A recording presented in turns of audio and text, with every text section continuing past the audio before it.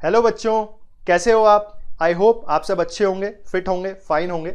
मेरा नाम है रोशन कुकरेजा और मैं ई सरल में एज अ केमिस्ट्री फैकल्टी आपको केमिस्ट्री सिखाऊंगा। राइट, हम यहाँ पे देखेंगे मोल कॉन्सेप्ट का पार्ट टू में हमें कुछ नई चीजें और देखने को मिलेंगी, जैसे कंसंट्रेशन टर्म्स क्या होती हैं, कैसे फाइंड आउट की जाती है, और सबसे इंपॉर्टेंट चीज जो इस टॉपिक में है वो है स्टोइशियोमेट्री और लिमिटिंग रिएजेंट। इसके बारे में हम यहाँ पे स्टडी करेंगे और कैसे स्टोइशियोमेट्री और एलआर का यूज करके हम परसेंटेज यील्ड और परसेंटेज प्योरिटी फाइंड आउट कर सकते हैं।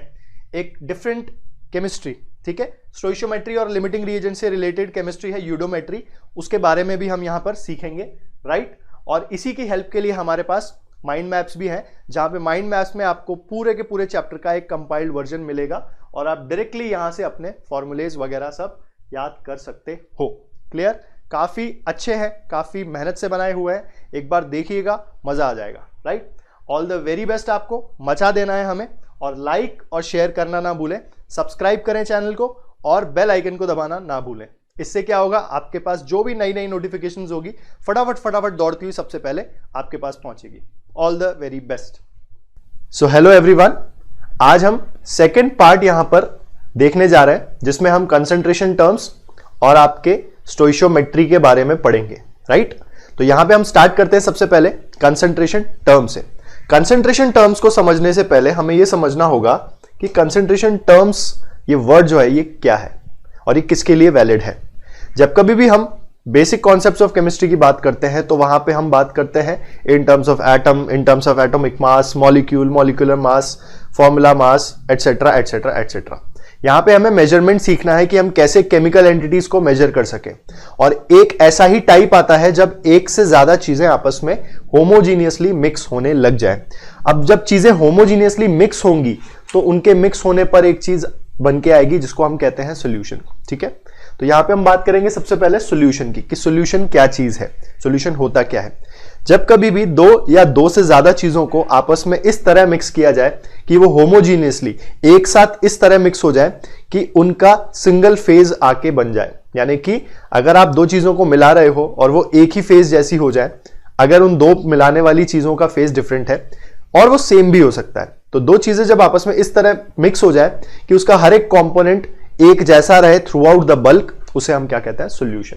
Right, homogeneous mixture of two और more than two pure substances will be आपका सोल्यूशन। ठीक है, दो से ज्यादा भी हो सकती है, जनरली हम केमिस्ट्री में दो यूज करते हैं। ठीक है, एक सोल्यूट होता है और एक सॉल्वेंट होता है। तो सोल्यूशन दो चीजों से मिलकर बना है, सोल्यूट एंड सॉल्वेंट। ये टू कंपोनेंट सिस्टम, इसको हम बाइनरी सोल्यूशन भी कहते हैं। अब यहां पर जो सोल्यूट है और सॉल्वेंट है, उसकी गणना, उसका मेजरमेंट कैसे करते हैं, जो चीज मिलाने पर जिसके फेज जैसी हो जाए। जैसे अगर मैं शुगर और वाटर ऐड कर रहा हूं, तो शुगर और वाटर ऐड करने पर क्या होता है, आपका जो मिक्सचर बनता है वो होमोजीनियस मिक्सचर बनता है, जिसको हमने सॉल्यूशन कहा। और वो सॉल्यूशन का जो फेज होता है, ठीक है, वो उस कंपोनेंट के फेज से अगर मैच खाए, जैसे कि वाटर लिक्विड था और आपका जो सॉल्यूशन है वो भी लिक्विड है, ठीक है, तो जनरली आपका सॉल्वेंट वाटर हो जाएगा। राइट, बट अगर मैं आपसे ये बोलूं कि दोनों ही लिक्विड हो, ठीक है, या दोनों ही सॉलिड हो, तब क्या होगा, तब जिसका मोल फ्रैक्शन ज्यादा होगा वो आपका सॉल्वेंट हो जाएगा। ठीक, तो ये टू कंपोनेंट सिस्टम हम लेके चलेंगे, उसको हम क्या कहेंगे, सॉल्यूशन। और सॉल्यूशंस को मेजर करने के लिए, क्योंकि यहां पे एक से ज्यादा पार्टिकल सिस्टम है, हम एक चीज को मेजर नहीं करेंगे, हम सिर्फ सोल्यूट को और सॉल्वेंट को मेजर नहीं करेंगे। तो इस प्रॉब्लम को सॉल्व करने के लिए हम लेकर आए हैं concentration terms.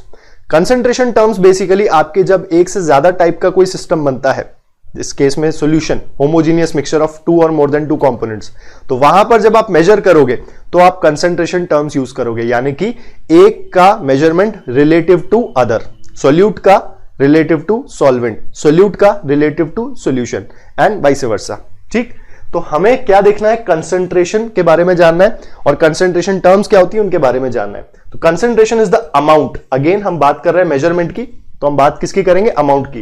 It is the amount of solute dissolved in the unit amount of the solvent और in some cases unit amount of the solution. Right, तो कंसंट्रेशन क्या है, एक रिलेटिव मेजरमेंट का तरीका, कि आप सोल्यूट को मेजर कर रहे हो with respect to solvent you are taking और with respect to solution you are making.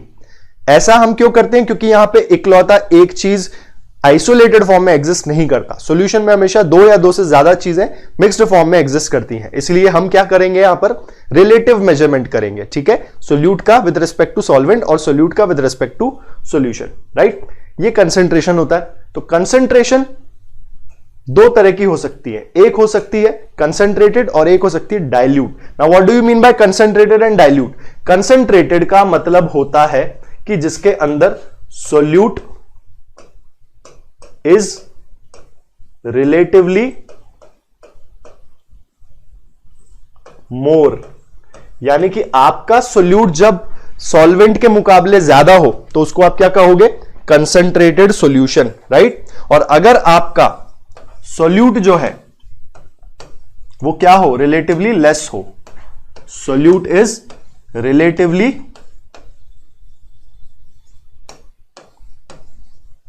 उस सिनेरियो में आप क्या कहोगे कि आपका सॉल्यूशन डाइल्यूटेड है। यानी कि अगर मैं आपसे यह बोलूं कि आपका कंसंट्रेशन जो है, जो सॉल्यूशन है वो कंसंट्रेटेड है, राइट, तो आप ये मान के चलोगे कि आपका सोल्यूट बहुत ज्यादा मात्रा में है। और अगर मैं आपसे ये बोलूं कि आपका सॉल्यूशन डाइल्यूट है तो इसका मतलब आपका जो सॉल्यूशन बना है उसके अंदर सोल्यूट रिलेटिवली बहुत कम है। And why am I using again relatively? Because it is a relative way of measurement, right. आगे बढ़ते हैं। A dilute solution has a very small quantity of solute, while concentrated solution has a large quantity of solute in solution. ठीक है।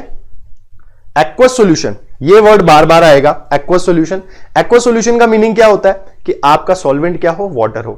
Mostly जो हम chemical reactions पढ़ते हैं, जो कि सॉल्यूशंस की केमिस्ट्री हम पढ़ते हैं, उसमें आपका most of the time, not every time, most of the time आपका वाटर सॉल्वेंट होता है। यानी कि जहां पे सॉल्वेंट वाटर हो उसको हम क्या कहेंगे? Aqueous solution. चलिए अब आते हैं हमारे इंपॉर्टेंट चीज कंसंट्रेशन टर्म्स पर। अलग अलग तरह की कंसंट्रेशन टर्म्स है।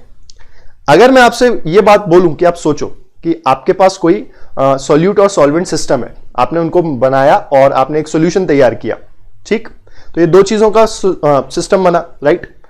अब कंसंट्रेशन टर्म जो है, ठीक है, ये अलग अलग हो सकती है। यानी कि मैं उसको एक तरह से मेजर कर सकता हूं, जैसे हम डिस्टेंस की बात करें तो मैं किलोमीटर्स में भी मेजर कर सकता हूं, मैं सेंटीमीटर्स में भी मेजर कर सकता हूं, मैं मीटर में भी मेजर कर सकता हूं, राइट। इसी तरह कंसंट्रेशन टर्म्स के अलग अलग मेथड्स होते हैं, अलग अलग तरीके से हम किसी चीज को मेजर कर सकते हैं, but the amount of substance will always remain constant because matter can neither be created nor destroyed, ठीक। हम कभी कभी कंपैरिजंस करते हैं कि इस कंसंट्रेशन टर्म की जो मैग्नीट्यूड है और इस कंसंट्रेशन टर्म की जो मैग्नीट्यूड है, इनमें क्या रिलेशन है, कौन ज्यादा है। तो कभी कभी जब ऐसा क्वेश्चन आ जाए कि this concentration term is more than this, इसका मतलब ये नहीं कि उसका अमाउंट ज्यादा या कम है, राइट। तो दो चीजों का ध्यान रखना है, अगर मैग्नीट्यूड सेम हो रहा है तो अमाउंट डेफिनेटली डिफरेंट होगा, ठीक है, लेकिन डिफरेंट कंसंट्रेशन टर्म है तो इसका मतलब ये नहीं कि अमाउंट डिफरेंट है, अमाउंट सेम भी हो सकता है। तो सबसे पहले कंसंट्रेशन टर्म में जो आती है, जनरल टर्म्स आती है, जो जनरली हम छोटी क्लासेस में पढ़ते हैं, जैसे डेंसिटी।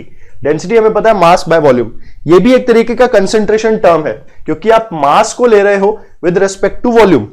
आपने एक सॉल्यूशन तैयार किया, ठीक, उसका कुछ वॉल्यूम था, उसमें आपने सोल्यूट का कितना मास डाला होगा, that is the density of solution, right.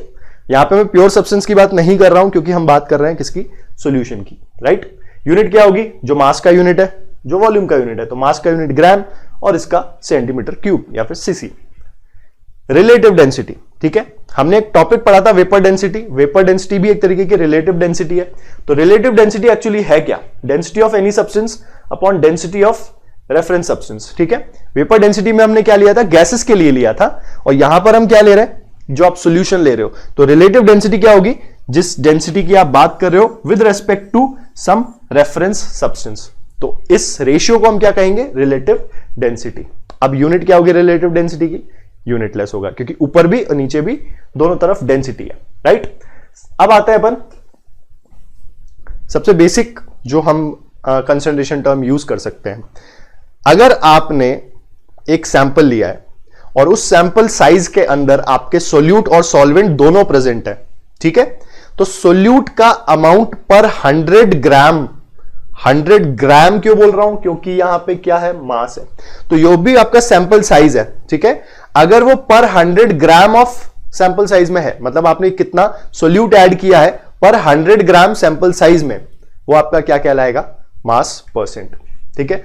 Percentage by मास का एक फॉर्मूला है। अब इस फॉर्मूले को हम समझे कि मैं अगर आपसे कहूं कि मेरे पास let suppose capital W in grams ले लेते हैं, ठीक, इतना मेरे पास सैंपल साइज है, ठीक है। उसमें जो हमारा सोल्यूट है, क्योंकि अपन कंसंट्रेशन टर्म की बात कर रहे हैं, तो उसको मैं स्मॉल w लिख देता हूं इन ग्राम्स।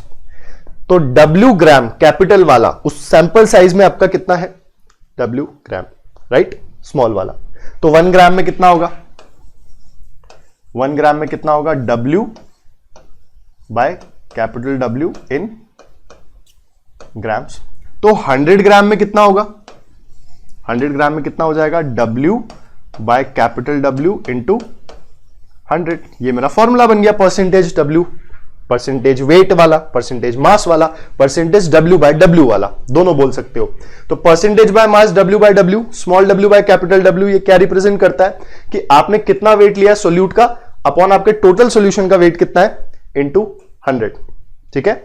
फॉर एग्जाम्पल अगर मैं आपसे बोलूं कि मेरे पास 29% NaOH बाय मास है, बाय मास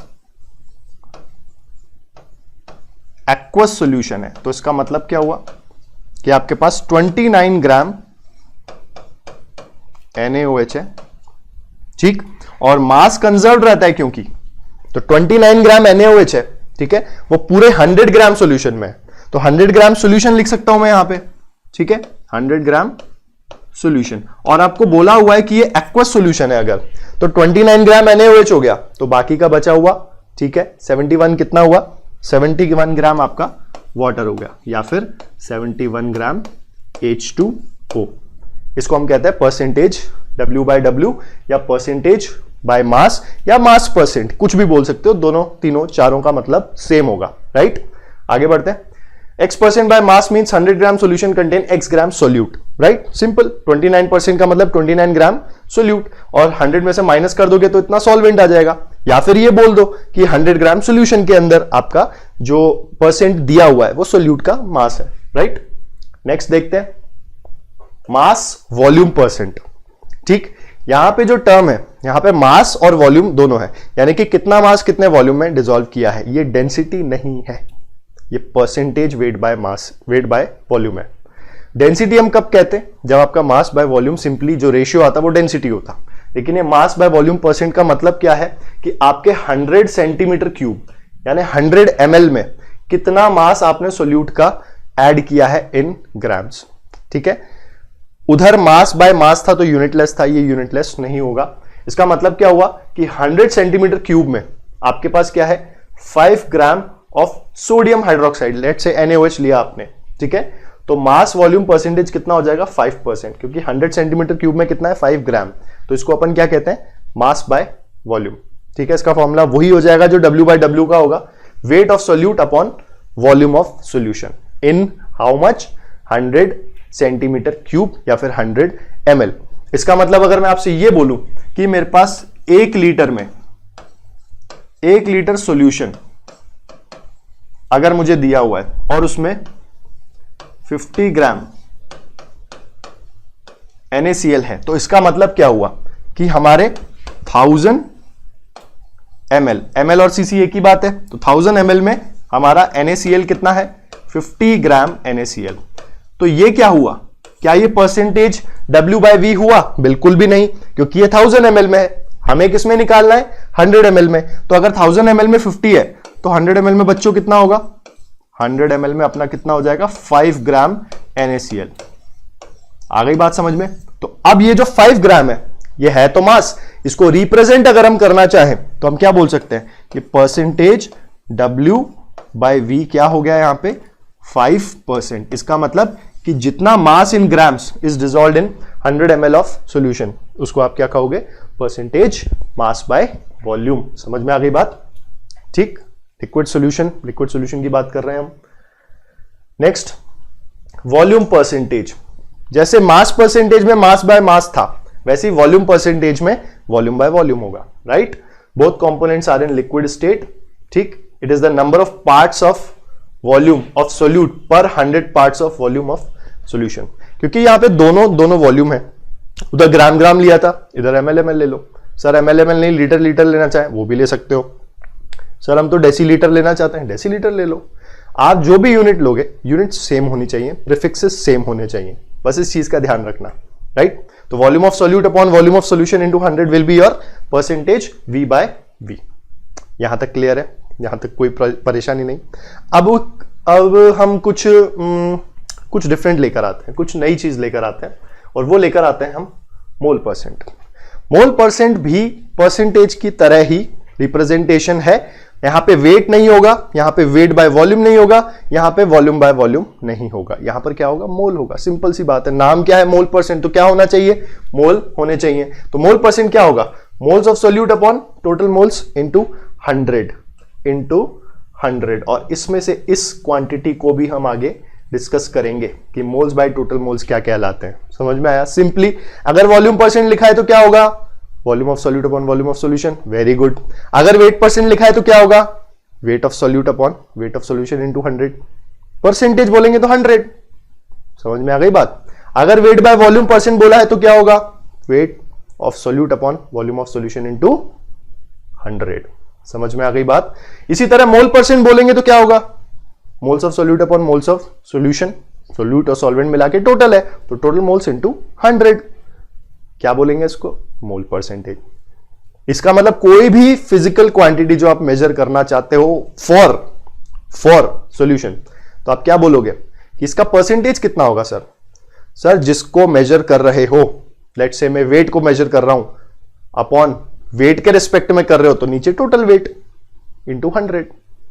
अगर मैं वॉल्यूम मेजर कर रहा हूं किसके रिस्पेक्ट में, टोटल वॉल्यूम के रिस्पेक्ट में, तो volume by volume into 100। Sir मैं वेट मेजर कर रहा हूं विद रेस्पेक्ट टू वॉल्यूम, तो ऊपर वेट ऑफ सोल्यूट, नीचे वॉल्यूम ऑफ आपका weight of solution into 100, right. मतलब जो भी परसेंटेज आपको गिवन है, जिसका भी मोल का है तो ऊपर मोल नीचे मोल, ऊपर मोल सॉल्यूट का नीचे मोल सॉल्यूशन का इनटू 100। बेसिक समझ में आ गया आपको, very good. For gases percentage by volume is same as mole percent. ऐसा क्यों बोल रहे हैं अपन, सर ऐसा क्यों बोल रहे हैं, ऐसा क्यों बोल रहे हैं, ऐसा इसलिए बोल रहे हैं हम क्योंकि अवोगाद्रो भाई साहब ने क्या कहा है कि अगर आपका तापमान, टेम्परेचर और प्रेशर सेम है, कांस्टेंट है, तो आपके मोल्स का परसेंटेज या फिर मैं बोलूं मोल्स का अमाउंट वॉल्यूम के अमाउंट के प्रोपोर्शन में होगा। यानी अगर 1 2 3 मोल है तो 1 2 3 वॉल्यूम कंपोनेंट्स होंगे। मैं लीटर नहीं बोलूंगा क्योंकि मुझे पी और टी पता नहीं है। जब तक मुझे पी और टी और आर नहीं पता, आर तो पता है यूनिवर्सल है, तो पी और टी नहीं पता, तो मैं ये नहीं बोल सकता कि वॉल्यूम कितना होगा। लेकिन मैं ये जरूर बोल सकता हूं कि वॉल्यूम का अमाउंट किस रेशियो में होगा, वो उसी रेशियो में होगा जिस रेशियो में मोल होंगे। अगर सबके मोल सेम है तो वॉल्यूम भी सेम होगा। कितना होगा, जब पी और टी पता होगा तब कैलकुलेट करेंगे। इसीलिए यहां पे मोल परसेंट को हम डायरेक्टली वॉल्यूम परसेंट से भी रिप्रेजेंट कर सकते हैं फॉर गैसेस। Got it. आगे बढ़ते हैं। मोल फ्रैक्शन, अभी मैंने आपको एक बक्से में पैक करके एक चीज बताई थी कि ये हमें आगे काम आएगी। मोल फ्रैक्शन कुछ उसी तरह है। अगर हमारे पास एक कंटेनर है, क्योंकि हम सॉल्यूशन की बात कर रहे हैं, ठीक है, ये मान लीजिए हमारा एक्वस सॉल्यूशन है, ठीक है। अब इस एक्वस सॉल्यूशन में हम क्या कर रहे हैं, हम कुछ मिक्स कर रहे हैं, लेट्स से NaCl मिक्स कर रहे हैं। तो मोल फ्रैक्शन क्या हो जाएगा, मोल फ्रैक्शन आपका सिंपली ये हो जाएगा कि आपने कितने मोल सॉल्यूट के ऐड किए हैं टोटल मोल्स के अंदर। सर टोटल मोल्स कैसे कैलकुलेट करेंगे भाई, जो दो चीजें आपने ऐड की हैं उनके मोल्स कैलकुलेट करके। सर मोल्स कैसे कैलकुलेट करेंगे, सर वेट गिवन है तो डिवाइड बाय मोलर वेट से, नंबर ऑफ एंटिटीज गिवन है तो Na से डिवाइड करके, राइट, ऐसे हम निकाल सकते हैं। तो इसी तरह अगर आप एक एंटिटी, एक कंपोनेंट के मोल लेके आ जाए और उसको टोटल मोल्स में डिवाइड कर दें। टोटल मोल्स कैसे निकालेंगे, जो दूसरा मोल है, जो दूसरा अमाउंट है, ठीक है, मोल नहीं, जो दूसरा सब्सटेंस है उसके मोल कैलकुलेट करके, ठीक। तो आप लोग जिसका मोल फ्रैक्शन निकालना है, अब ये सॉल्यूट स्पेसिफिक नहीं होता है। मोल फ्रैक्शन कभी भी सॉल्यूट स्पेसिफिक कंसंट्रेशन टर्म नहीं है। आप किसी के लिए भी निकाल सकते हो। आप 2 क्यों, आप 4 चीजें ऐड करो, आप 5 चीजें ऐड करो, आप 10 चीजें ऐड करो, ठीक है। तो मोल फ्रैक्शन क्या है, मोल फ्रैक्शन है ratio of moles of one component. देखो यहां पे हमने सॉल्यूट नहीं लिखा है, हमने क्या लिखा है, one component to the total number of moles of all the substance. Again मैंने यहां पे 2 नहीं बोला है, 2 नहीं बोला है कि 2 में जो आपने बनाया है सॉल्यूट और सॉल्वेंट मिला के, ठीक है, तो ऐसा जरूरी नहीं है। आप अगर एक सब्सटेंस के मोल ले लें और टोटल मोल से डिवाइड कर दें जितने भी सब्सटेंस उस प्रॉपर उस मिक्सचर में प्रेजेंट है, तो आप क्या कहोगे, उस रेशियो को क्या कहोगे, मोल फ्रैक्शन। समझ में आ गई बात। The sum of all mole fractions in a solution always equal to 1। कैसे, मान लीजिए मैंने तीन चीजें मिलाई, ए बी और सी, ये तीन चीजें मैंने मिला ली है ना। अब ये तीन चीजें मिलकर एक सॉल्यूशन बना रहे हैं, तो इसका जो मोल फ्रैक्शन मैं उसको x से रिप्रेजेंट कर रहा हूं। x से क्या हो जाएगा mole fraction according to definition, a के मोल्स अपॉन टोटल मोल्स, ठीक। ऐसे ही b के मोल्स अपॉन टोटल मोल्स, इसी तरह c के मोल्स अपॉन टोटल मोल्स। अगर आप तीनों के मोल फ्रैक्शन को ऐड कर दो तो Na anti anti anti denominator common है, तो Na plus NB plus NC divide by NT। अब Na plus NB plus NC खुद क्या है, टोटल मोल्स ही तो है, तीन ही तो चीजें हैं, तो तीनों को ऐड करोगे, तीनों के मोल फ्रैक्शंस को ऐड करोगे तो आपके पास सम क्या आएगा, 1। ये तो 3 की बात है, अगर 2 लेता तो सर तब भी 1 होता, अगर 4 लेता तो भी सम 1 होता। तो जितने भी कंपोनेंट्स प्रेजेंट है सबके मोल फ्रैक्शन का सम क्या होना चाहिए, 1। Getting my point? It is as easy as all the concentration terms. Mole fraction of a solute, moles of solute upon total moles. खत्म कहानी, ये आपका मोल फ्रैक्शन हुआ। नेक्स्ट मोलैरिटी, ये आपकी पूरी फिजिकल केमिस्ट्री का बैकबोन होगा। ये वर्ड जो है आप इतनी बार सुनोगे कि आप अपना नाम भूल जाओगे, लेकिन मोलैरिटी वर्ड कभी नहीं भूलोगे। और जितना फ्रीक्वेंटली ये टर्म यूज होता है उतना ही इजी है इसका डिस्क्रिप्शन भी है। मोलैरिटी वर्ड में मोल सुनाई में आ रहा होगा आपको, रिवर्ब हो रहा होगा कि मोल मोल जैसा कुछ है, और वही है, मोल के बारे में पढ़ रहे हैं तो मोल के बारे में ही पढ़ेंगे, ठीक है। मोल मोलैरिटी यानी कि आपके कितने मोल्स हैं सोल्यूट के। अगेन ये सोल्यूट स्पेसिफिक है, तो अगर आपने सोल्यूट के जो मोल्स हैं वो 1 लीटर सोल्यूशन बनाने के लिए आपने यूज किए हैं, ठीक है, तो आपने जो मोल सोल्यूट के लिए और आपने 1 लीटर सोल्यूशन उससे बना दिया, तो ये जो रेशियो आएगा ये मोलैरिटी है। सिंपली आपने कितने मोल सोल्यूट के लिए और उसको डाला एक कंटेनर में, ठीक है, और उस कंटेनर का मिलाने के बाद जो वॉल्यूम बना, ठीक है, टोटल, क्योंकि एक चीज मिलाओगे थोड़ी, मिनिमम 2 चीजें तो चाहिए आपको। तो आपने सोल्यूट का जब 1 मोल लिया और आपने उसको 1 लीटर में डिसॉल्व कर दिया, तो आपके पास जो क्वांटिटी आई, जो रेशियो आया, मोल्स ऑफ सोल्यूट 1 मोल और वॉल्यूम ऑफ सोल्यूशन 1 लीटर, तो उस क्वांटिटी को हम बोलते हैं 1 molar. The number of moles of solute present in 1 liter or 1 decimeter cube, ठीक है, 1 decimeter cube of the solution, और millimole of solute present in 1 ml of solution। बात वही हो गई, ऊपर भी मिली नीचे भी मिली, ठीक। तो ये जो रेशियो कहलाएगा, ये क्या कहलाएगा, आपका molarity. Molarity moles of solute, उसको रिप्रेजेंट करते हैं हम स्मॉल n से, और volume of solution in litre, इसको रिप्रेजेंट करते हैं अपन कैपिटल V से। तो ये हमारा क्या हो जाता है, मोलैरिटी। अब यानी कि अगर मुझे 0.5 मोलर कहीं लिखा हुआ दिया हुआ है, तो इसका मतलब क्या है कि 1 लीटर में और 1000 ml में, दोनों एक ही बात है, आपको 0.5 मोल्स किसी के मिलेंगे। किसके, जो आपने ऐड किया, मैंने NaOH ऐड किया तो वो 0.5 मोल NaOH के हो जाएंगे, ठीक है। ये मास नहीं है, ये उसके मोल्स है, यानी कि मैं how much of the amount is present in 1 litre of the solution, ठीक है ना। हाउ मच, मैं क्वांटिटी की बात कर रहा हूं, और जब मैं क्वांटिटी की बात कर रहा हूं तो केमिकल रिएक्शन में, है ना, ये काफी काम आने वाला है, क्योंकि वहां पे कितने पार्टिकल्स रिएक्ट करते हैं वो सबसे बड़ा क्वेश्चन होता है। स्टोइशियोमेट्री का बेसिस वही है, ठीक है। तो ये बेसिक सा डेफिनेशन है, moles of solute upon volume of solution in litres, ठीक है। इसको अगर आप चाहे तो ऐसे भी लिख सकते हो, moles by volume, moles of solute upon volume of solution. Moles को मैं क्या बोलता हूं, weight by molar weight, volume of solution in litres, right. अगर आपको वॉल्यूम ml में दिया हुआ हो तो उसको लीटर में कन्वर्ट करने के लिए क्या करते हैं, डिवाइड बाय 1000, डिवाइड बाय 1000 करोगे तो ये आपका ऊपर चला जाएगा, ये आपका मोलैरिटी। तो आप ये फॉर्मूला भी याद कर सकते हो, राइट।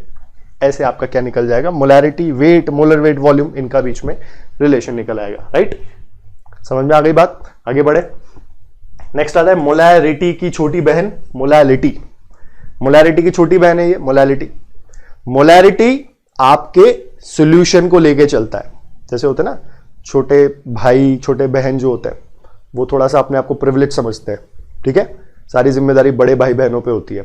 तो उसी तरह मोलालिटी क्या कहती है कि मैं सॉल्यूशन के रिस्पेक्ट में तो नहीं निकालूंगी, मैं किसके रिस्पेक्ट में निकालूंगी, मैं अपने सॉल्वेंट के स्पेसिफिक कंसंट्रेशन टर्म्स से जानी जाऊंगी, राइट। तो जब आप सोल्यूट के मोल्स 1 लीटर सॉल्यूशन में ऐड करते हो तो वो मोलारिटी कहलाती है, राइट। लेकिन अगर आप सोल्यूट के वही मोल सॉल्वेंट के 1 kg में निकालो तो उसको हम क्या कहते हैं, molality.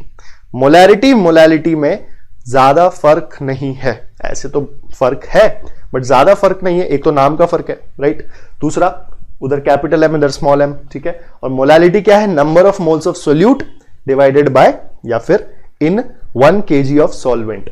The number of gram mole का मतलब भी मोल ही होता है, of the solute present in 1000 gram of the solvent. 1000 gram बोले तो 1 kg, ठीक है।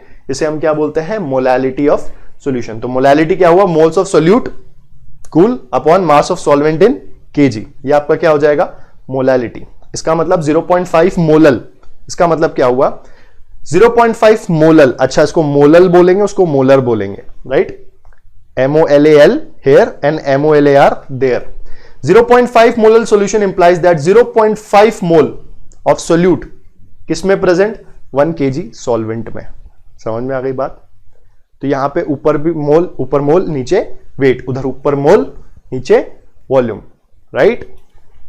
नेक्स्ट, अब इस क्वेश्चन से समझ लेते हैं। If 5 gram of NaOH are dissolved in 5000 ml of water, what is the molarity of solution. Simple सा है, मोलारिटी के लिए जो हमने फॉर्मूला डिराइव किया था वो क्या किया था, मोल्स बाय वॉल्यूम, या फिर हमने क्या कहा था, weight by molar weight into volume, इधर डिवाइड में लीटर्स में। तो मोलारिटी निकालने के लिए क्या कहेंगे, वेट गिवन है 5, मोलर वेट कितना होता है NaOH का 40, और वॉल्यूम कितना है 500 ml, 5000 ml या कि 5 लीटर्स, ठीक है। ये कितना हो जाएगा 1/40 मोलर, ठीक है। इसको एक और तरीके से हम रिप्रेजेंट करते हैं, m/40। इसका मतलब भी क्या होगा, सेम टू सेम 1/40 होगा, या तो 1/40 मोलर बोल दो या m/40 सॉल्यूशन ऑफ NaOH बोल दो, राइट। इसका मतलब क्या हुआ, 1/40 मोल्स 1 लीटर में प्रेजेंट है, ठीक है ना। समझ में आ गई बात, ये आपका आंसर हो जाएगा, राइट। नेक्स्ट देखते हैं, फॉर्मेलिटी। अब ये फॉर्मेलिटी का मतलब क्या है, ये फॉर्मेलिटी वो अंग्रेजी शब्द जो फॉर्मेलिटी होता है उसका इससे कोई लेना देना नहीं है। फॉर्मेलिटी बेसिकली फॉर्मूला यूनिट्स के लिए यूज होता है। जैसे हमने बोला था फॉर्मूला यूनिट मास, तो फॉर्मूला यूनिट मास का जो कंसेंट्रेशन टर्म अगर आपको ऐड करना हो, निकालना हो, तो आप क्या बोलोगे, फॉर्मेलिटी। तो फॉर्मेलिटी कुछ नहीं, वहां पे मोल्स बाय क्या होता है, वॉल्यूम होता है, ठीक है। तो यहां पे फॉर्मेलिटी क्या हो जाएगा, मोल्स ऑफ फॉर्मूला यूनिट हो जाएंगे बस in per litre of solution. Same to same molarity जैसा, बट यहां पे मोल्स सब्सटेंसेस के थे, यहां पे फॉर्मूला यूनिट्स के हैं, राइट। तो ये फॉर्मेलिटी हो गया अपना, सिंपल 1 वर्ड। अब आता है हमारा पार्ट्स पर मिलियन। पार्ट्स पर मिलियन, मिलियन होता है 10 लाख, 10 लाख में होते हैं 10 की पावर 6। तो इसके अंदर जितना पार्ट्स होगा, पार्ट सर किसका, किसका टुकड़ा, टुकड़ा नहीं, मास ले रहे हो तो mass by mass, in how much mass, 10 की पावर 6। तो 10 की पावर 6 तो 10 मिलियन हो गया। क्या कोई लैब है ऐसी जहां पे इतना बड़ा अमाउंट होता हो किसी भी चीज का, सॉल्वेंट का हो या सॉल्यूशन का हो? कभी हो सकता है, कभी नहीं हो सकता। तो बेसिकली मैं ये बोलूं कि अगर मेरे पास 1 मोल कुछ हो, ठीक है, तो 10 की पावर 6 उस रेशियो में कुछ सॉल्वेंट या सॉल्यूशन होना चाहिए, राइट। बट इतना बड़ा अमाउंट हमारे पास नहीं होता, ठीक है। इतने बड़ा लीटर्स, इतना बड़ा मोल किसी नहीं होता। मतलब प्रैक्टिकली ये तो फिर जाइगेंटिक मेजरमेंट्स हो गए, ठीक है। हम लैब में करते हैं छोटे छोटे मेजरमेंट, मिलीलीटर, सेंटीमीटर क्यूब, इस टाइप में मेजरमेंट करते हैं। इसको हम बड़ा नहीं कर सकते प्रैक्टिकली, लेकिन इसको तो छोटा कर सकते हैं। तब भी रिलेटिव टर्म्स में हम मेजर तो कर सकते हैं। यानी कि जब आप पीपीएम की बात करते हो, पार्ट्स पर मिलियन की बात करते हो, तो आपके पास 1 मिलियन में कितना होगा, लाइफ साइज अमाउंट तो नहीं होगा। बेसिकली 1 मोल अच्छा खासा अमाउंट होता है, तो उसको 1 मिलियन में रखना, ठीक है, नहीं। यानी कि सॉल्यूट बहुत कम नेग्लिजिबल अमाउंट में जब हो, यानी कि ये उन कंसंट्रेशन टर्म्स के लिए यूज होता है जिनका कंसंट्रेशन का वैल्यू बहुत कम हो, बहुत फाइन अमाउंट ऑफ सॉल्यूट या फिर कुछ एक ऐसा पार्टिकल मिक्स हो, ठीक है, जो ना के बराबर प्रेजेंट हो। जैसे दांतों में फ्लोरीन का होना, फ्लोराइड कंसंट्रेशन का होना, पानी में क्लोराइड कंसंट्रेशन का होना, इस टाइप की कंसंट्रेशन टर्म्स को हम यूज करते हैं पीपीएम की हेल्प से, ठीक है। व्हाट इज पार्ट्स पर मिलियन? पार्ट्स की बात कर रहे हैं तो अगर मास के टर्म में ले रहे हो तो मास बाय मास होगा, अगर वॉल्यूम के टर्म में लोगे तो वॉल्यूम बाय वॉल्यूम होगा। तो मास of solute upon mass of solvent in how much? 10 की पावर 6, ठीक है। इसको आप क्या कहोगे? पार्ट्स पर मिलियन, क्योंकि सोल्यूट इतना कम है आपका प्रैक्टिकली आपके पास सॉल्वेंट ही सॉल्वेंट है, सोल्यूट बहुत कम है, ठीक है। तो मास ऑफ सॉल्वेंट को मैं मास ऑफ सॉल्यूशन भी लिख सकता हूं।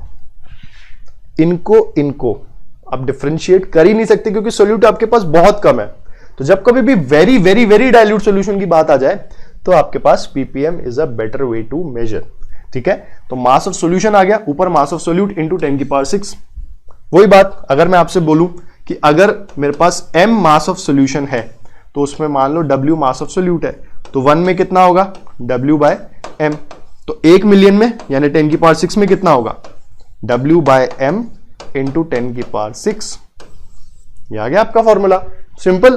तो parts by mass of solute upon parts by mass of solution into 10 की पावर 6 इज योर पार्ट्स पर मिलियन, राइट। यूनिट क्या होगी? ऊपर भी मास नीचे भी मास, तो क्या होगी आपकी यूनिट? नहीं होगी। पार्ट्स पर मिलियन और पार्ट्स पर बिलियन, जब बिलियन आ जाएगा तो 10 की पावर 9 हो जाएगा। और often used to describe the concentration of solute in very very dilute solution, बहुत छोटे छोटे अमाउंट को मेजर करने के काम आता है, ठीक है। ग्राम्स ऑफ सोल्यूट पर मिलियन और बिलियन ग्राम्स ऑफ सॉल्वेंट, ठीक है। इसी तरह पार्ट्स पर बिलियन और पार्ट्स पर ट्रिलियन हो जाएंगे। जैसे पीपीएम हुआ 10 की पावर 9 हुआ बिलियन में, और ट्रिलियन में 10 की पावर 12 हो जाएगा, ठीक, and so on. Next, mixing of solution. Concentration terms तो ऑलमोस्ट हमारी हो चुकी है, सब कुछ हो चुकी है, ठीक है। कुछ हैं जो आगे आएंगी, उससे पहले हम देखते हैं मिक्सिंग ऑफ सॉल्यूशंस। जनरली हम क्या करते हैं जब भी एसिड बेस केमिस्ट्री पढ़ते हैं, ठीक है, एसिड बेस केमिस्ट्री हम पढ़ते हैं, आयनिक इक्विलिब्रियम में वो देखेंगे हम क्या होता है। जब आप किसी भी दो चीजों को या दो चीजों से ज्यादा जो ऑलरेडी सॉल्यूशन है, भाई मैंने सोल्यूट और सॉल्वेंट लिया, मिक्स किया, मैंने सोल्यूट और सॉल्वेंट किया, मिक्स किया, अब मैं इनको मिक्स करूं। जैसे एक हमारे पास एसिडिक सॉल्यूशन है और दूसरा हमारे पास बेसिक सॉल्यूशन है, तो अगर मैं इन दोनों को ऐड करूं, ठीक है, तो कई चीजें हो सकती है। जैसे ये अगर एसिडिक सॉल्यूशन है और ये बेसिक सॉल्यूशन है तो एक दूसरे को काट देंगे क्योंकि न्यूट्रलाइजेशन रिएक्शन हो जाएगी। अगर ये एसिडिक सॉल्यूशन है या एसिडिक सॉल्यूशन है तो ये दोनों मिक्स होंगे, यानी मोल्स बढ़ाएंगे, H+ के मोल्स को इंक्रीज करेंगे। लेकिन H+ के मोल्स इंक्रीज होंगे तो भाई साहब सॉल्यूशन का वॉल्यूम भी तो इंक्रीज होगा, तो सॉल्यूशन डाइल्यूट बनेगा कि कंसंट्रेट बनेगा, ये हमको यहां पर चेक करना है, राइट। इसी तरह अगर हम दो चीजों को मिक्स करें जो कि रिएक्ट कर भी सकती है in case of acid base reaction, और चाहे तो रिएक्ट ना भी करें, तो उस केस में जो आपका जो फाइनल कंसंट्रेशन बनता है, जो सॉल्यूशन बनता भी है कि नहीं बनता है, या सिर्फ पानी रह जाता है, सोल्यूट एक दूसरे को काट पीट के खत्म हो जाते हैं, हम उन सब चीजों को यहां पे देखेंगे, ठीक है। तो देखो, law of conservation of moles पे बेस्ड है। क्या ऐसा कोई लॉ होता है? नहीं होता, बिल्कुल नहीं होता। लॉ ऑफ कंजर्वेशन ऑफ मास होता है, लेकिन यहां पे आपको समझाने के लिए हमने यहां पे क्या लिखा हुआ है कि मोल्स जो होते हैं वो किसी भी मिक्सिंग में, when I am talking about mixing, यहां पे मैं रिएक्शन की बात नहीं कर रहा हूं, because we are talking about solution, ठीक है। तो यहां पे जब आप दो चीजों को मिक्स कर रहे हो तो उनके मोल्स डिस्ट्रॉय नहीं होंगे। मोल्स कब डिस्ट्रॉय होते हैं? जब चीजें रिएक्ट करती है, रिएक्ट ही नहीं करेंगी तो मोल्स डिस्ट्रॉय नहीं होंगे, तो तब आपके मोल्स जो होंगे वो कंजर्व्ड रहेंगे। Case 1, two solution having same solute. Same solute मतलब वही एक ही टाइप का है, तो फाइनल मोलैरिटी क्या होगी? Total moles upon total volume. कैसे? आपने एक चीज लिया, ठीक है, उसकी मोलैरिटी मैंने बोल दी M1, दूसरे की मैंने क्या बोल दी? M2, ठीक है। जब आप इनको ऐड करोगे तो देखो यहां पे मोल्स कितने हुए? M1V1, और इसके मोल्स कितने हुए? M2V2। समझ में आ गई बात? तो क्या बोल रहा है कि two solutions having same solute, ठीक है, तो अपन क्या बोलेंगे, टोटल मोल्स कितने हुए, n plus n, total volume कितना हुआ, V1 प्लस V2, n कितना था इसका, M1 V1 प्लस n कितना था दूसरे वाले का, M2 V2 upon V1 plus V2। ये आपका फाइनल क्या हो गया, ये आपका फाइनल मोलैरिटी हो गया। भाई जितने मोल्स थे, जितना टोटल वॉल्यूम हुआ, दोनों का रेशियो क्या कहलाएगा, फाइनल मोलैरिटी, राइट, इजी।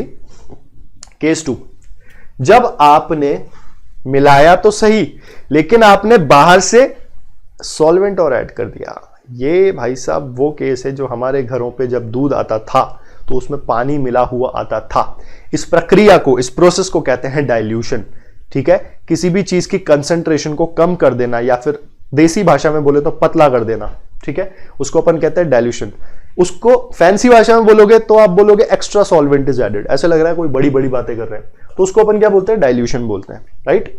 तब क्या होता है, तब आपके अगेन मोल्स रिएक्ट कर नहीं रहे, तो मोल्स आपके उतने ही है, आपका सॉल्यूशन का वॉल्यूम बढ़ रहा है, और वॉल्यूम बढ़ रहा है तो कंसंट्रेशन कम हो रही है, right. The moles of solute do not change but molarity changes. Why? Because molarity is dependent on volume, so when this increases this decreases. Getting my point? तो फाइनल मोलैरिटी क्या होगी, मोल्स कैसे निकाले थे हमने, n बाई वी, तो n कितना हुआ, m इंटू वी, तो बस मोल इंटू मोलैरिटी इंटू आपका वॉल्यूम वही रहेगा। तो पहले कितने मोल्स थे, m1 v1, पहले कितना वॉल्यूम था, v1, तो फाइनल मोलैरिटी, अब पहले की बात करें अगर अपन, तो प्रीवियस मोलैरिटी क्या रही होगी, m1 v1 upon v1, v1 से v1 m1, सिंपल। अब क्या हो गया, अब आपने एक्स्ट्रा वॉल्यूम जो ऐड किया वो क्या हो गया, v2, ठीक है। तो ये आपके पास बना m1 v1 upon v1 plus v2। समझ में आया? V2 is the amount of extra solvent added in aqueous solution water, ठीक। अब अगर मान लो मैं वॉल्यूम जो है, जो भी सॉल्वेंट का वॉल्यूम है, वो n टाइम्स बढ़ा दूं, जैसे मैंने क्या कर दिया, आपसे बोलूं कि यहां पर अगर मैं आपसे ये बोलूं कि मैंने वॉल्यूम को 2 गुना कर दिया, तो वॉल्यूम को 2 टाइम्स कर देने पे ये कितना हो जाएगा, हाफ। वॉल्यूम को 3 टाइम्स कर देने पे ये क्या हो जाएगा, 1/3, राइट। तो जब आप n फोल्ड करोगे तो फाइनल वॉल्यूम कितना हो जाएगा, प्रीवियस का n टाइम्स। तो अगर मैं यहां पे ये लिखूं m1 is equal to n by v1, तो m, let say m dash बोल दूं, अगर मैं डैश मत बोलो, इसको बोल दो m x बोल दो, तो n by v1 x times हो गया according to n times dilution.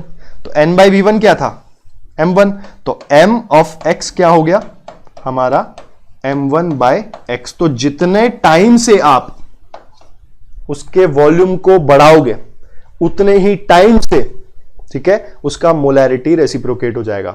इसीलिए इस टाइप के क्वेश्चन आयनिक में पूछे जाते हैं। When volume is doubled, concentration half हो जाएगी। When volume is tripled, concentration 1/3 हो जाएगी। When volume is increase to 5 times, तो कंसंट्रेशन डिवाइड बाय 5 हो जाएगी। समझ में आ गया? क्लियर है यहां तक?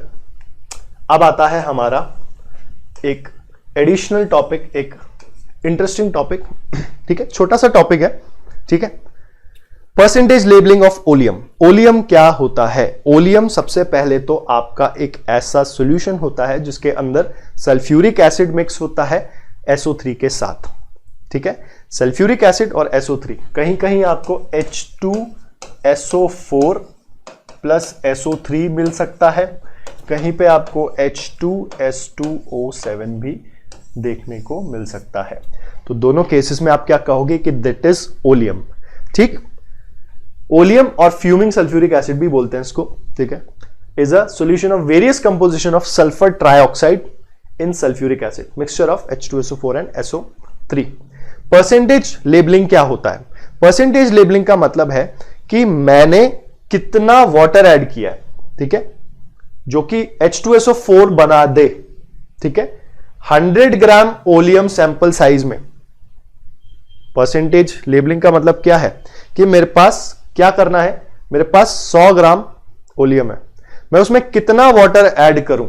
अब जैसे ओलियम है तो ओलियम में आपके पास क्या है, H2SO4 प्लस SO3। अब आप इसमें वाटर ऐड करोगे, क्या बनेगा, H2 SO3 और एक 4, यहां पे क्या बन जाएगा आपका H2SO4। तो ये ओलियम में आप कितना वाटर एडिशनल 100 ग्राम में, ओलियम में ये 100 ग्राम ओलियम है आपके पास, इसमें आप कितना वाटर ऐड करो ताकि आपको क्या मिल जाए, सारा का सारा ओलियम किस में कन्वर्ट हो जाए, आपके सल्फ्यूरिक एसिड में। तो वो आपका जो कंसंट्रेशन टर्म है, उसकी जो मेजरमेंट है, उसको हम क्या कहते हैं, परसेंटेज लेबलिंग ऑफ ओलियम। तो 100 ग्राम ओलियम सैंपल में आप कितना वाटर ऐड करोगे ताकि आपका सारा का सारा ओलियम कन्वर्ट हो जाए किसमें, sulphuric acid. Means the maximum amount of H2SO4 that can be obtained from 100 gram of such oleum by addition of water. समझ में आई बात? अब देखो 109% अगर ओलियम दिया हुआ है सैंपल मुझे, इसका मतलब क्या हुआ कि आपका 100 ग्राम ओलियम सैंपल यानी H2SO4 plus SO3 plus H2O, ठीक है, H2SO4 बनाएगा, ठीक है। ये क्या है, ओलियम है, इक्वेशन बैलेंस्ड है, राइट। अब देखो ये अगर 100 ग्राम है, अच्छी बात है, तो ये कितना हुआ, 109% का मतलब क्या हुआ कि सैंपल साइज कितना है, 109 ग्राम, यानी कि ये 100 ग्राम हुआ तो according to law of conservation of mass ये 9 ग्राम हुआ। 9 ग्राम में कितना मोल हुआ, वाटर हाफ मोल, यानी कि SO3 भी क्या होगा, हाफ मोल। SO3 का हाफ मोल में कितना मास है, एक मोल में 80 ग्राम, तो हाफ मोल में 40 ग्राम, यानी कि सल्फ्यूरिक एसिड कितना हो गया, 60 ग्राम, राइट। तो आपने कितना वाटर ऐड किया, 9 ग्राम 100 ग्राम सैंपल में, ताकि सारा का सारा आपका ओलियम किसमें कन्वर्ट हो गया, H2SO4 में, राइट। तो 109% oleum sample means with the addition of sufficient water to 100 gram oleum sample 109 gram of H2SO4 is added. देखो ये टोटल कितना है, 40 प्लस 60 प्लस 9, तो 40 plus 60 plus 9 will make how much sulphuric acid, 109 gram sulphuric acid. तो इसको हम बोलते हैं परसेंटेज लेबलिंग, यानी कि 109 ग्राम फॉर्म्ड H2SO4 में 100 ग्राम ओलियम था और 9 ग्राम वाटर था। समझ में आ गया, बढ़िया। इसी तरह मान लो 109% नहीं है, 112% है, तो 100 ग्राम आपका ओलियम का सैंपल, उसमें 12 ग्राम मैंने वाटर ऐड किया, ठीक है, ताकि आपका कंप्लीट कन्वर्जन हो गया SO3 का किसमें, H2SO4 में, राइट। अब एक क्वेश्चन है, इसमें हमको mass of free SO3 present बताना है 100 ग्राम सैंपल में, जिसकी लेबलिंग है 109%, ठीक है। 109% अभी बताया, 9 ग्राम पानी 100 ग्राम ओलियम, ठीक है। तो SO3 plus H2O gives H2SO4 आपका, ठीक है। तो ये 9 ग्राम है क्योंकि 109% है, तो ये कितना हुआ, हाफ मोल, तो ये भी कितना हुआ, हाफ मोल, और ये हाफ मोल हुआ तो ये हुआ 40 ग्राम, और सल्फ्यूरिक एसिड पहले लिया हुआ था ओलियम सैंपल में, वो कितना हो गया आपका 60 ग्राम। समझ में आ गई बात, इजी पीजी क्वेश्चन। चलो नेक्स्ट आगे बढ़ते हैं। नेक्स्ट हमारा जो है वो है हमारा लास्ट कंसंट्रेशन टर्म, ठीक है, और ये लास्ट है तो ये स्पेशल भी है। इसमें स्पेशल बात क्या है, ये H2O2 सॉल्यूशन क्या है, ये वॉल्यूम स्ट्रेंथ क्या है, वही देखना चाहते हैं। यहां पर हम देखते हैं कि H2O2 जो है वो डिकम्पोज होता है, ठीक है। हम इसकी इक्वेशन देखेंगे बाद में, लेकिन मैं पहले यहां पे लिख देता हूं, H2O2 जो है वो डिकम्पोज होता है H2O प्लस हाफ O2 में, राइट। ये हमने डिसोसिएशन लिख दिया। अब हम वॉल्यूम स्ट्रेंथ को डिफाइन कैसे करते हैं, वॉल्यूम स्ट्रेंथ को वॉल्यूम H2O2 से भी लिख सकते हैं। इसका मीनिंग क्या होता है, इसका मीनिंग ये होता है कि अगर आप 1 लीटर हाइड्रोजन परऑक्साइड लेते हो, ठीक है, क्या लेते हो, 1 लीटर हाइड्रोजन परऑक्साइड लेते हो, तो एसटीपी पर, ये रही आपकी एसटीपी कंडीशन 180 एंड 273 केल्विन, तो एसटीपी कंडीशन पे आपके ऑक्सीजन का कितना मोल आप बना सकते हो, उसे आप क्या कहोगे, वॉल्यूम स्ट्रेंथ ऑफ H2O2। कितना वॉल्यूम बनेगा 1 लीटर H2O2 डिकम्पोजिशन से, वो आपको क्या कहलाएगा, वॉल्यूम स्ट्रेंथ। तो ये रिएक्शन है हमारे पास, राइट, ये रिएक्शन है। अब देखो 1 लीटर से कितना बनेगा, ये आपके पास लिक्विड है और ये आपके पास गैसियस है, तो 1 लीटर लिक्विड से कितना वॉल्यूम गैस का बनेगा वो देखना है। अब ऐसे मत बोलना सर ये 1 से हाफ बनेगा ना, वो गैसेस के लिए होता है, वो वॉल्यूम रेशियो गैसेस के लिए होता है। अगर मैं आपसे बोलूं कि मोलैरिटी ऑफ H2O2 है, उसको मैं लिख सकता हूं N of H2O2 upon V of H2O2, तो ये लिखना सही होगा। वॉल्यूम ऑफ H2O2 कितना लिया है हमने, कितना लिया है 1 लीटर, राइट। तो यहां पे हम क्या कर देंगे, M of H2O2 N of H2O2 upon 1, क्योंकि वॉल्यूम कितना है 1 लीटर। तो ये स्टेटमेंट आ गया हमारे पास। चलो बहुत अच्छा, आगे देखते हैं। H2O2 और O2 के अगर हम वॉल्यूम को रिलेट नहीं कर सकते because one is liquid and another is gas, लेकिन हम मोल्स को तो कर सकते हैं कि इसका 1 मोल इसका आधा मोल बनाता है। तो O2 के जितने मोल्स होंगे H2O2 के मोल्स उतने डबल हो जाएंगे। यानी कि मैं ये बोल सकता हूं कि अगर मैं O2 के मोल्स को 2 से मल्टीप्लाई कर दूं तो मेरे पास H2O2 के मोल्स आ जाएंगे। तो मैं यहां पे ये लिख सकता हूं moles of O2 into 2, right. ये हो गया मेरे पास molarity of H2O2, right. O2 के मोल्स को मैं क्या लिख सकता हूं, जो कि वॉल्यूम मिलेगा मुझे किसका, O2 का। तो यही तो वॉल्यूम स्ट्रेंथ है। डेफिनेशन पढ़ो, means volume of O2 in litre at 1 atm and 273 kelvin. तो 273 केल्विन और 1 atm है, तो वॉल्यूम बाय 22.4, ये मोल्स हो गया ना, राइट। तो यहां से M ऑफ H2O2 कितना आ गया, V इन लीटर्स अपॉन 11.2। और यहां से अगर मैं निकालना चाहूं कि V वॉल्यूम स्ट्रेंथ जिसको हम कह रहे हैं M इंटू 11.2 लिख सकते हैं, बेशक लिख सकते हैं, राइट। तो यहां पे volume strength of H2O2 solution क्या आ जाएगा 11.2 इंटू मोलैरिटी। ये मोलैरिटी किसकी है, H2O2 की, राइट। ये आपका वॉल्यूम स्ट्रेंथ हो गया, राइट। समझ में आ गया, इजी है। यहां पे अपनी कंसंट्रेशन टर्म्स होती हैं ओवर।